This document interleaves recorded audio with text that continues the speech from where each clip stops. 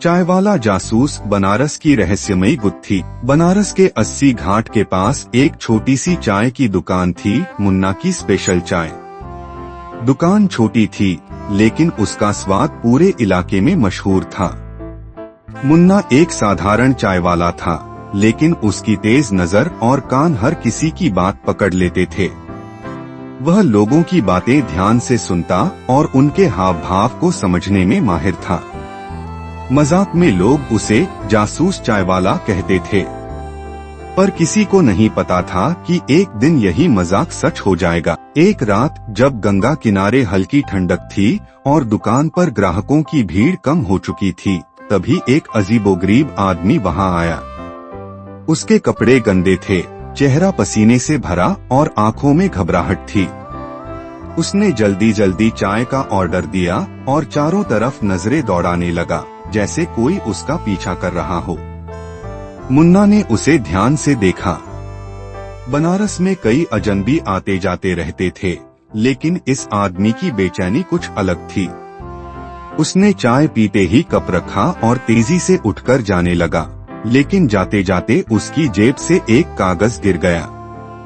मुन्ना ने वह कागज उठाया और जब उसे पढ़ा तो चौंक गया। उस पर लिखा था, चांदनी रात, काले पानी के नीचे खजाना छुपा है। मुन्ना को यह बहुत अजीब लगा। वह सोचने लगा कि कहीं यह कोई चोरी डकैती से जुड़ी बात तो नहीं। उस रात वह सो नहीं पाया। दिमाग में तरह तरह के सवाल उठ रहे थे। आखिर यह आदमी कौन था? यह संदेश किसके लिए था? और यह काला पानी किस जगह का इशारा कर रहा था? अगली सुबह उसने अपने सबसे अच्छे दोस्त पप्पू को यह कागज दिखाया। पप्पू ने कागज को उलट पलट कर देखा और माथे पर हाथ मारते हुए बोला, अरे ये तो किसी खजाने की बात लगती है। लेकिन ये काला पानी क्या है? मुन्ना को लगा कि यह गंगा का इशारा हो सकता है। आखिर बनारस में गंगा ही सबसे गहरी और रहस्यमयी जगह थी। दोनों ने घाट की तरफ जाने का फैसला किया।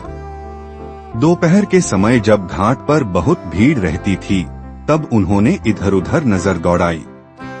अचानक उन्हें वही अजनबी आदमी घाट के एक कोने में खड़ा दिखाई दिया। वह किसी से फोन पर बात कर रहा था और बार बार इधर उधर देख रहा था। मुन्ना और पप्पू ने नजदीक जाकर उसकी बातें सुनने की कोशिश की। वह कह रहा था, आज रात चांदनी रात होगी, हमें जल्दी काम खत्म करना होगा, पुलिस को भनक नहीं लगनी चाहिए। इतना सुनते ही दोनों चौकन्ने हो गए। अब यह साफ हो चुका था कि कुछ गड़बड़ चल रही है। मुन्ना ने पंडित जी से मिलने का फैसला किया, जो घाट पर ही रहते थे और पुराने किस्सों के बारे में बहुत जानते थे। पंडित जी ने जब कागज पढ़ा तो गहरी सांस लेते हुए बोले, बेटा, ये कहानी बहुत पुरानी है। सालों पहले एक व्यापारी अपना हीरा जवाहरात से भरा संदूक लेकर काशी आया था, लेकिन कुछ लुटेरों ने उसका पीछा किया। व्यापारी ने खजाने को गंगा में फेंक दिया और वहां से भाग निकला। तब से लोग कहते हैं कि खजाना गंगा में ही कहीं छुपा है। मुन्ना के दिमाग की बत्ती जल गई। अगर यह वही खजाना था तो हो सकता है कि कुछ लोग इसे खोजने की कोशिश कर रहे हों। लेकिन सवाल यह था कि क्या वे लोग सही थे या किसी गलत इरादे से इसे खोज रहे थे। रात के समय जब चांदनी अपने पूरे शबाब पर थी, मुन्ना और पप्पू घाट पर पहुंच गए। चारों तरफ शांति थी, लेकिन घाट के एक कोने में हलचल दिखाई दे रही थी। वही 3 आदमी, जिनमें वह अजनबी भी था, गंगा के पास खुदाई कर रहे थे।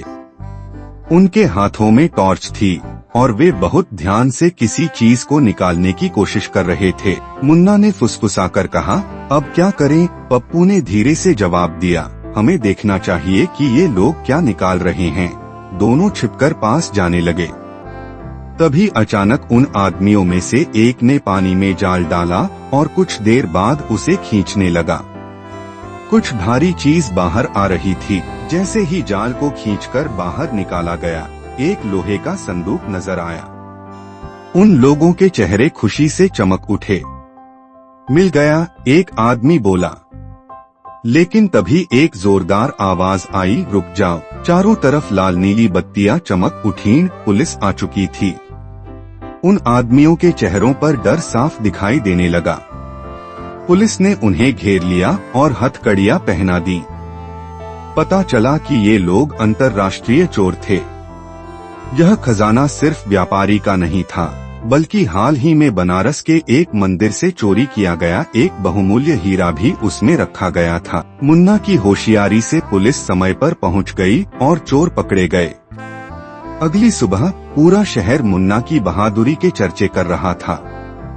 लोग उसकी दुकान पर भीड़ लगाए खड़े थे। एक आदमी ने हंसते हुए कहा, अरे मुन्ना भाई, अब तो चाय के साथ जासूसी भी शुरू कर दो। मुन्ना मुस्कराया और केतली उठाते हुए बोला, भैया हम तो बस चाय वाले हैं। लेकिन हाँ, कभी कभी चाय के साथ कहानियां भी मिल जाती हैं। उस दिन से लोग उसे सिर्फ मुन्ना चाय वाला नहीं, बल्कि चाय वाला जासूस कहने लगे। लेकिन मुन्ना के लिए सबसे जरूरी चीज थी उसकी चाय, क्योंकि चाहे जितनी भी रहस्य भरी कहानियां हो, बनारस में चाय का दौर कभी नहीं रुकता।